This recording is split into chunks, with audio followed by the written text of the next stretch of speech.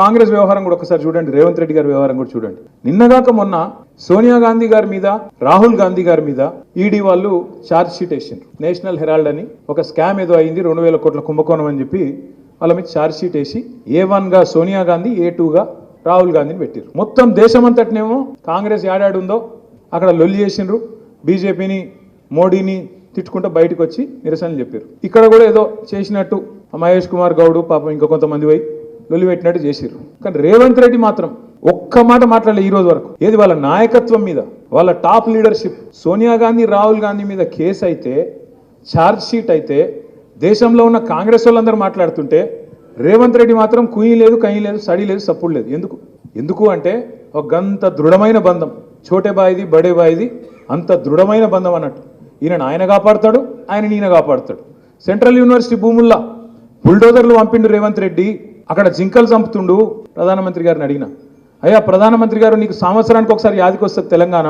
April 2024లోనేమో ఆ రోజు అన్నావు ఇక్కడ RR ట్యాక్స్ వసూలు చేస్తారు, తెలంగాణలో అవినీతి రాజ్యం వెళ్తుందన్నావు. సంవత్సరం అయిపోయింది, యానివర్సరీ కూడా అయిపోయింది. మరి ఇంతవరకు దాని మీద ఏం కార్వాయి లేదు, దాని మీద ఏం సడి సప్పుడు లేదు, ఒక కేసు లేదు. ఏమైంది RR ట్యాక్స్ అని చెప్పి ఆరా తీసింది లేదు. మళ్ళీ ఇప్పుడు సంవత్సరానికి వచ్చి రేవంత్ రెడ్డి ప్రభుత్వం అరాచకం చేస్తున్నది, సెంట్రల్ యూనివర్సిటీలో బుల్డోజర్లు పంపుతుంది అంటున్నావు కదా. సెంట్రల్ ఎంపవర్డ్ కమిటీ రిపోర్ట్ ఇచ్చింది, స్పష్టంగా రిపోర్ట్ ఇచ్చింది. ఇందులో ఫైనాన్షియల్ ఫ్రాడ్ జరిగింది, తప్పకుండా ఇన్వెస్టిగేటివ్ ఏజెన్సీలు ఇలా రావాలి, ఎంక్వైరీ చేయాలని చెప్పి వాళ్ళు సుప్రీంకోర్టు అపాయింట్ చేసిన కమిటీ రిపోర్ట్ ఇచ్చింది. మరి రిపోర్ట్ నీ కాడు ఉంది కదా, వెంటనే ఇప్పుడే CBIనో CVCనో వెంటనే పంపి, నిజంగా నువ్వు రేవంత్ రెడ్డి ఒకటి కాకపోతే ఇన్వెస్టిగేషన్ చెయ్యని అడిగిన, సప్పుడు లేదు. అమృత్ స్కామ్ జరిగింది, రేవంత్ రెడ్డి బామ్మర్దికి 1137 కోట్ల కాంట్రాక్ట్ ఇచ్చిండు, ఆయన కంపెనీకి అర్హతనే లేదు అని చెప్పి ఢిల్లీ దాకా పోయి షికాయత్ చేసిన, సప్పుడు లేదు. పొంగులేటి శ్రీనివాసరెడ్డి ఇంటి మీద, తెలంగాణ రెవెన్యూ మినిస్టర్ ఇంటి మీద ఈడీ రైడ్ అవుతుంది.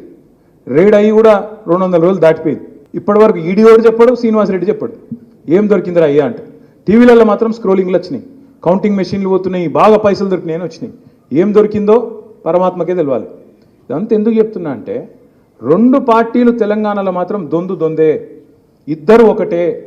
ఇద్దరు తెలంగాణ ప్రజల ప్రయోజనాలు వాళ్ళకి పట్టాయి, తెలంగాణలో ప్రజా పోరాటాలు వాళ్ళకి ఇష్టం లేదు.